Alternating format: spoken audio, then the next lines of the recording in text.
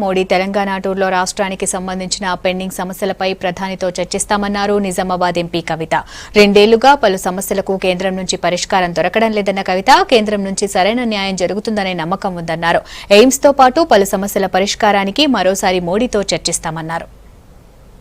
చాలా అంశాలు 2 సంవత్సరాలుగా మేము ఫాలోఅప్ చేస్తున్నాం. అందులో చాలా మటుకు అయిపోయినాయి, ఇంకా కొన్ని కావాల్సినవి ఉన్నాయి.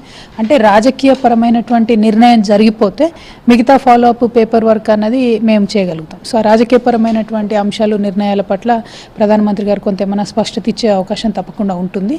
కాకపోతే మన ముఖ్యమంత్రి గారు చెప్పినట్టుగా మనము కేంద్రంలో ఏ ప్రభుత్వం ఉన్నా సరే పార్టీలకు అతీతంగా తెలంగాణ రాష్ట్ర అభివృద్ధి ఎజెండాగా మనం పనిచేస్తూ ఉన్నాం. కాబట్టి మ్యాక్సిమం కేంద్ర ప్రభుత్వానికి మనం సహకారం అందిస్తూ ఉన్నాం. సో అదేవిధంగా మనం ఇక ముందు కూడా ఉంటాం.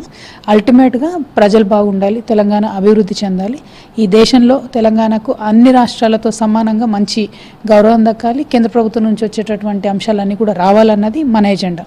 సో దానికి సంబంధించి ప్రధానమంత్రి గారిని ముఖ్యంగా అంటే కేంద్రం నుండి రావాల్సిన ఎయిమ్స్ లాంటివి కావచ్చు, మనకు బ్యాక్గ్రౌండ్ జిల్లాలకు రావాల్సినటువంటి ప్యాకేజెస్ కావచ్చు, మనకు ఒక నేషనల్ ప్రాజెక్ట్ రావాలి, అటువంటి అంశాలు కావచ్చు, వాటి మీద తప్పకుండా మేము అడుగుతూనే ఉన్నాము. ఇంకా వారు నిర్ణయం తీసుకోలేదు. సో తెలంగాణకు వచ్చినప్పుడన్నా ఆ అంశాల మీద అట్లీస్ట్ రాజకీయపరమైన నిర్ణయం తీసుకోవడం జరిగితే, అది రావడం లేట్ అయినా నిర్ణయం అన్నది జరిగిపోతే మనకు మన ప్రజలు